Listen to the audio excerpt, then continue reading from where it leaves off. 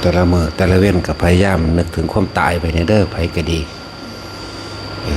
เป็นนักเกื้อให้นึกถึงความตายมันสิคมอารมณ์โกรธคมอารมณ์โลภคมอารมณ์หลงมันสิคมไว้อยู่ดอกเวลาบ่ได้ดังใจมามันสิสูญมันสิฆ่าคนมันสิเฮ็ดอย่างที่ชิบหายใส่ตัวเองนั่นแหละแต่เฮานึกถึงความตายเกิดมากกับพ่อสามีแต่แค่หากินซ้ำตายนะไปก็ดีมันสิยังกระดอกกระเดียดแต่มันก็เศร้าลงดอกจังหวะนึกถึงความตายไว้แน่หากินไปซ้ำตายหนึ่งเด้นี่ไปก็ดีคนรวยก็ตายทอกันเด้คนจนก็ตายทอกันหากินก็กินแค่อิ่มซอกันนั่นแหละรวยก็กินแค่อิ่มจนก็กินแค่อิ่มก็ต้องไปคิดว่าแต่ของบ่มีนั่นบ่มีนี่ดอกนาตราบใดที่เฮายังมีที่ทำหากินอยู่นั่นนะทุกคนมันบ่ได้จนขนาดนั้นดอกบ่ได้จนทรัพย์สินเงินทองดอกเพียงแต่ว่าเฮาไปมองทะเยอทะยานเกินไกลเกินฐานะหรือเกินอิหยังของเจ้าของเองคือมันบ่พอใจในสิ่งที่มีอยู่ดอกให้หน้าเฮาเลือกสวนไรหน้าเฮามีพอได้เฮ็ดอยู่เฮ็ดกินอยู่ก็เฮ็ดกินไปตายนั่นแหละเฮ็ดกินไปซ้ำตายพวกเขารวยมีกิจการขายรถจนเจ้าของห้างยังกระสร้างเถอะมันก็เฮ็ดไปตายนั่นแหละบ่เฮ็ดไปไสหรอกนั่นแหละเอาความตายมาเตือนสติตัวเองให้ระลึกถึงเพื่อบ่ได้ให้เฮ็ดให้ตัวเองชิบหายเนี่ยเป็นผู้แหลกตัวเองนั่นแหละเพราะว่าทุกอย่างในการกระทำมันย้อนหาตนเองบัดคืออย่างเฮาเห็นพวกต่างประเทศเขาสงครามกันล้วนแล้วแต่มีเหตุทั้งเบิดเลยมันบ่แม่นว่าอยู่ซื่อๆว่าจะไปเป็นเด้เหตุจากการเบียดเบียนทำลายเหตุจากการไล่ผู้ทรงศีลทรงธรรมเหตุจากการไล่คนบริสุทธิ์เหตุจากการฆ่าล้างทำลายจากผู้บริสุทธิ์จังสั่นแหละคือเฮาเห็นนั่นแหละอดอยากแห้งแล้งอยู่หม่องหนาวก็หนาวคักหม่องร้อนก็ร้อนคักแผ่นดินไหวแผ่นดินถล่มต่างๆแต่ว่าล่มก็ล่มสลาตันหมุนเห็ดในคนชิบหาย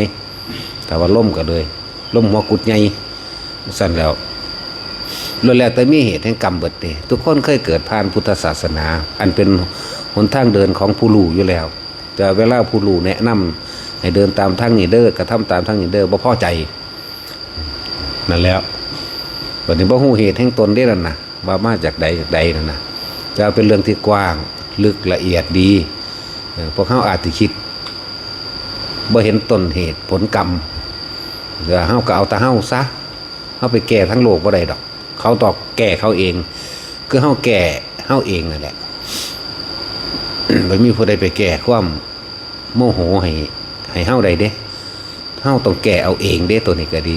หาวิธีถอดถอนแก้ตัวเองไม่มีผู้ใดแก้ภายใดเขาเห็นเขาฆ่ากันอดอยากตายกันเป็นหมู่เป็นเบื่อนั่นตาเขาเห็นน่ะเกิดความสลดสังเวชเมตตาสงสารอยู่เด้แต่ว่าถ้าระลึกเข้าไปถึงต้นเหตุของเขามาแล้วผลกรรมซ้ำนี้มันยังหน่อยผู้นี้มันบ่ธรรมดาเด้บาดมันทำมันแสดงขึ้นมาผลกรรมซ้ำนี้มันยังหน่อยสู้จะรับไปเป็นลอยๆอสงไขยสู้ยังบ่สิ้นผู้เด้บาดทำมันเตือนเฮาขึ้นมาเองก็ดีมันให้ว่างจิตเป็นกลางจักบ่บาดมาเห็นเวลารับวิบากกรรมนี่เป็นผลมันที่เฮาเห็นอยู่ศาสตร์นี่เขาไปแย่งชิงอาหารกันมันบอกพวกห้ามาดนี่ยังละกับประเทศใดละอิสราเอลพวกนี้กับห้ามาดนี่เฮาระลึกลองเบิ่งไปฮอดต้นเหตุที่เขาเฮ็ดมาน้อยเกินไปตายเร็วโพดผู้ใดมันธรรมดาเด้ถ้ามันบอกถอยใจลงมาบัดนี้ให้ถอยลงมาแต่ของเองเบิ่งเป็นกลางๆเห็นป่ะมันขนาดนั้นเด้อะไรเขาจึงว่างจิตไปตรงอุเบกขามากที่สุดเห็นเขาขาตัดหัวตัดข้อกันสิเขาเห็นในปัจจุบันสลดใจสลดสังเวชใจหนาสงสารความท่ามันระลึกกันมาโอ้ยยังมันอีหยังกระดอแต่นะจะว่าขากันมันระลึกไปหาต้นเหตุแห่งกรรมของเขาหน่อยเกินไปผู้นี้มันเป็นสันอิลีนั่นแหละเขาบ่รู้ดอกถ้าบ่เดินทางสู่พุทธะ ต้องเดินทางตามพุทธะที่พระพุทธเจ้าทรงแสดงสั่งสอนที่เพิ่นนำเอาความจริงออกมานั่นแหละความจริงแต่เขาบ่รู้ต้นเหตุผลกรรมกรรมวัฏกิเลสวัฏวิบากวัฏกรรมวัฏคือการกระทำของตนเองเฮ็ดให้หมุนเวียนว่ายไปตลอดไปเพราะว่ากองการกิเลสในความอยากได้อยากดีอยากมีอยากเป็นสุดท้ายก็หมุนเวียนเข้าไปสู่วิบากวัฏเนี่ยวัฏ3นี่เห็นบ่วัฏ3วัฏวนวัฏ3 การกระทำของตนอันต่อเนื่องด้วยความอยากได้อยากดีอยากมีเปลี่ยนอื่นว่ากิเลสวัฏวิบากวัฏนี่เขากำลังหลับอยู่นี่นั่นแหละอายุสั้นๆนึงเด้อไผก็ดีนะพึ่งระลึกนึกถึงสิ่งที่มันเฮ็ดให้เบาใจสบายใจไปมั่งคือจังเขาบ่ฟังดอกเรื่องเขาฟังเขาบ่ฟังแต่ว่าเฮาเว้าน้ำเรื่องจังสั่นมาเตือนต่อของเองน้ำเรื่องพวกเขาขากันจรวดระเบิดนิวเคลียร์จังน้อยก็ลงดอกน้ำเรื่องจังสั่นมาเพื่อเป็นเครื่องเตือนสติเฮาเองอายุเฮาสั้นๆอายุเฮาน้อยๆแต่เฮาหูต้นเหตุคือการกระทำของตนเองเรียกว่ากรรมวัฏการกระทำอันเกิดจากจิตเจตนาของเฮาเองแต่ว่ากิเลสวัฏเฮาเห็นแล้วแต่เฮาหากินเลี้ยงชีวิตโดยชอบประกอบโดยธรรม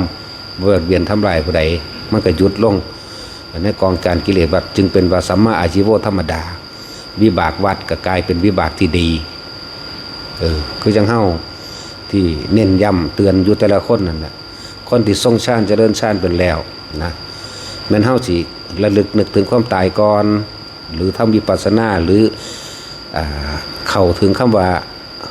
อนิจจังทุกขังอนัตตาโยนลงไปที่สุญญตวิโมก3จังสิเข้าไปถึงความขาดศูนย์จากความยึดมั่นถือมั่นในอัตตาตัวตนเพราะทุกสิ่งทุกอย่างบ่มีความจีรังยั่งยืนแล้วก็เห็นอนัตตวิโมกทั้งหลายทั้งปวงมีแต่ความว่างเปล่าจังสิ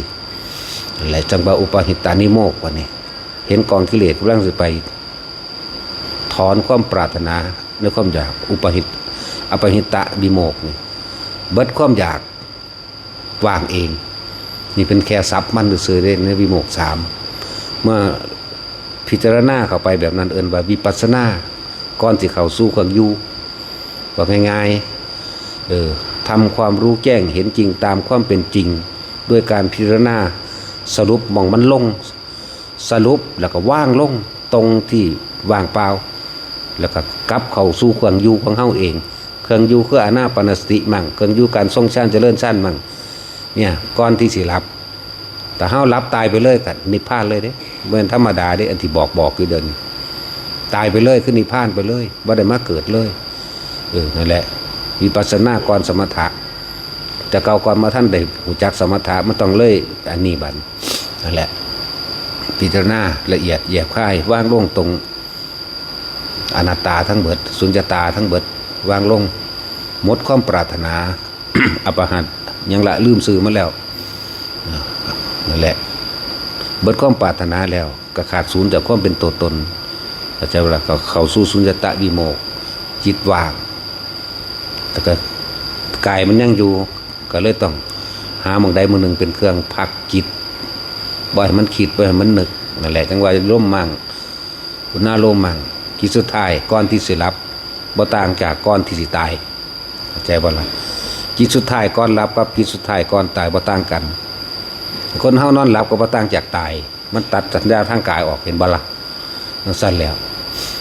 นั่นแหละก่อนที่สิลุกถ้ามันบ่ตายกลับเข้ามาก่อนกลับมาทรงฌานไปซะก่อนพุ่นกลับเข้ามาแต่คนเฮ็ดไปแล้วมันบ่ได้ยากดอกมันเป็นเอาเองของมันเป็นอยู่จังซั่นตลอด24ชั่วโมงเลยจนว่าบ่เฮ็ดหยังเฮ็ดไปเถอะถึงว่าเพิ่นบ่เฮ็ดหยังอีกแล้วแต่ผู้จังซั่นนะแต่พวกเฮาก็ต้องเฮ็ดซะก่อนถ้ามันถึงอนาคามีมันอยู่บ่ได้เด้เว้นไว้แต่ว่าเลี้ยงพ่อเลี้ยงแม่แต่พาลาลูกเมียสิบ่มีเข้าใจบ่มันบ่จักได้เว้นไว้แต่อันหนึงเท่านั้นได้เลี้ยงพ่อเลี้ยงแม่ปู่ย่าตายายหรือผู้มีพระคุณเลยได้อยู่เลี้ยงพ่อเลี้ยงแม่ซะก่อนก็มีอันนี้เป็นโดยธรรมอันนี้ถ้ามีลูกมีเมียอยู่ก็สร้างแต่ถึงมึงหันตัดเลยมันเป็นอรหันตมรรคแล้วก็เดินเขาสู้ตรงนั้นพอแห้งแล้วและพวกเขาเฮ็ดไปเถอะเฮ็ดไปเรื่อยๆอาศัยเรียกว่าหลวงปู่ดุลว่าพวกตกกระไดพ่อยโจรเอาเนาะตกกระไดพ่อยโจร